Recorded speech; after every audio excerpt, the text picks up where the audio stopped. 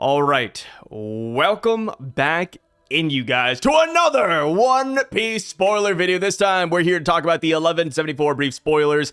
As per usual, if you have not read them for yourself yet, I'll be linking it down in the pinned comment, sourcing it out, and typing it out piece by piece, so you can check it out all right there, if that's all you're here for. So, getting right into this chapter, do we just rip off the Band-Aid? Loki's Devil Fruit! We finally see what it actually is. After all these months of speculation, we finally got it here today. We do not have a name. You know, the name is still up in the air. But in this chapter, we see that Loki has taken the form of a massive black dragon. Dude, here's the thing. I think that 80% of the fan base, if not 90%, already believed that we were getting a dragon. It was just a matter of what dragon is he? Is it Nidhogg? Is it the Hellfire Serpent? Which, you know, serpents and dragons sometimes get, thrown in the same boat. Or is it something else entirely? We have no clue. But we do see the design in this chapter. And apparently, according to one of the leakers, actually two of them, Loki dwarfs the size of the nightmare monsters. Remember that? Loki's huge, but a couple chapters ago when Loki was fighting the Draugr, he was smaller than the Draugr. The Draugr was massive, but apparently in this chapter, Loki is now bigger than even those nightmare creatures. What? Dude, that's crazy, man. You know, at this point, Loki literally is the size of a small or medium-sized island. Loki sounds like an absolute demon, dude. So, here's the thing. I am curious on whether or not he's actually black. Does the chapter have somebody state that he's the black dragon? Or is it one of those things where he simply looks black in the manga, because in reality, when the anime gets here, he could be any color of the rainbow? I mean, hell, look at Loki's hair. A lot of people thought it was orange hair or, brown hair. And then we got the coloring, and Loki has pink hair. So there is a real chance that Loki could be, like rainbow colored or something, unless somebody says, ooh, look at that black dragon. And even if he is a black dragon, Loki does have pink hair at the end of the day. So if he carries on some of the features, he will have some, pink aesthetics. But either way, regardless, according to a lot of the leakers who already saw the design, they say no matter what though, he does look very badass. Some things in One Piece look a little bit goofy, but they're saying that Oda really locked in for this design, and he does live up to the hype. And brother, that is what we're here for. So, why do we get Loki in dragon form in this chapter? Well, it's because of Saint Sommer's and the kids. Apparently, the kids are walking towards the hole created by the Dark Nika from last chapter. Sommer says, it's fine. The kids are gonna walk off, they're gonna die. We can just get new kids. Saint Sommer seemingly just lives up to it. He says, yeah, it's whatever, man. We'll just keep on doing this. And that is when Ripley and the other parents hug the kids in their final moments, and they walk off the branch together. But here comes Loki to save the day. He swoops them up from out of the sky. And again, it just shows how massive Loki is to rescue all of these people at once. And brother, I just do not know how the God Knights win here. Like, the thing is that it already felt like Luffy and the gang would win without Loki. But here we have it. Loki, this massive freaking dragon, appears and he's on our side. Like, Saint Sommer's ain't winning, dude. I'm sorry, man. I am a Saint Sommer's fan. He's not winning this. We have Killingham, who's in the forest spawning nightmare monsters. Yes, insane, but not as insane as Luffy and Loki here. And then Emu Gunko, they're fighting like an internal battle because Gunko's trying to regain her consciousness. And it's like, man, did the God Knights just leave at this point? I just cannot envision them winning, man.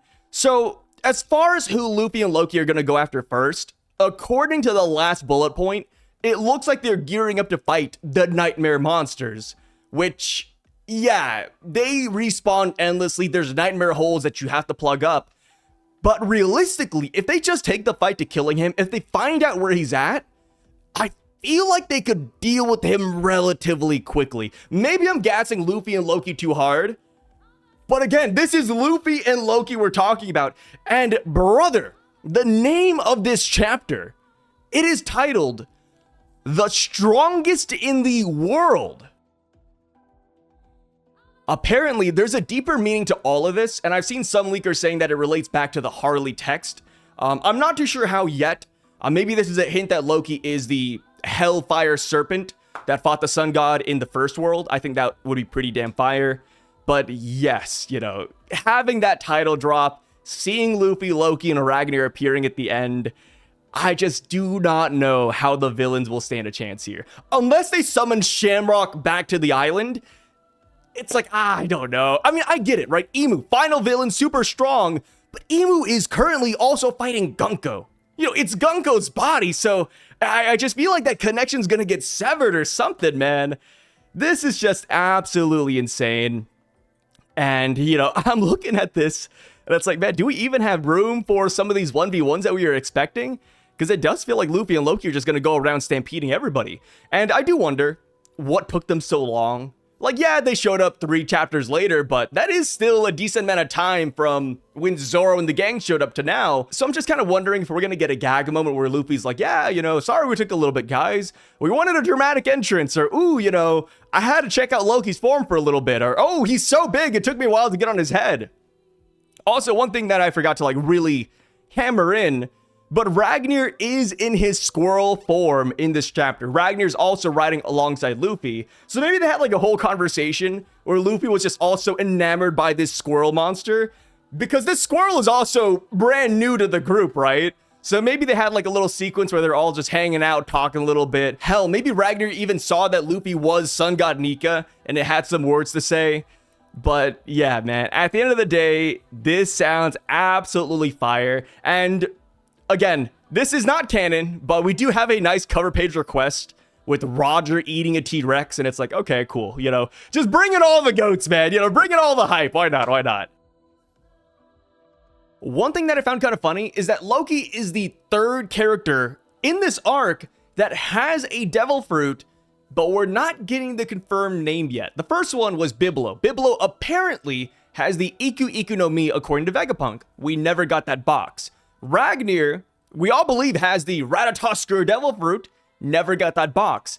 And now we have Loki, kind of fulfilling the same thing where, oh yeah, we see the transformation, we know he ate a Devil Fruit, but we don't get the name yet.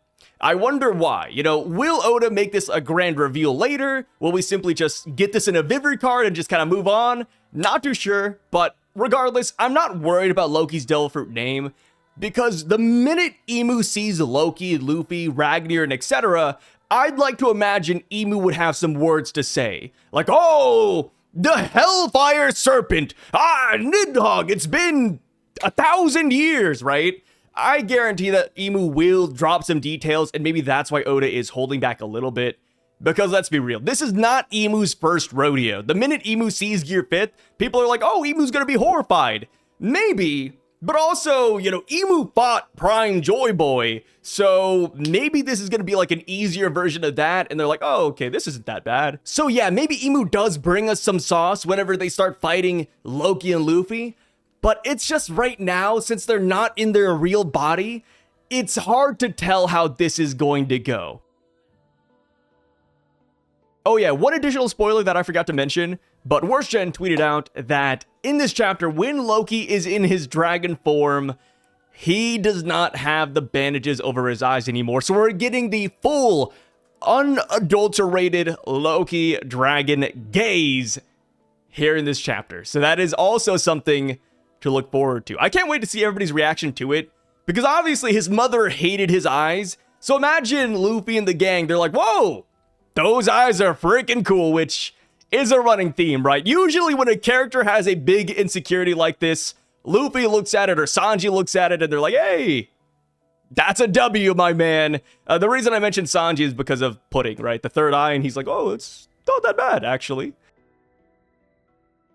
So that is it for today, guys. Let me know your thoughts on this chapter down below. How do you like the Loki dragon reveal? I love to hear all those thoughts and opinions down there. And of course, we will be back tomorrow when the full spoilers drop and when we get more details about the chapter. Personally, I am looking forward to seeing more about the strongest in the world title. How does that relate to Loki, Luffy, the Harley, Texan, etc.? I just want the lore dump, brother. Let me know if you think the God Knights actually stand a chance here, because right now, man, these villains, they're on the back foot. Let me tell you that.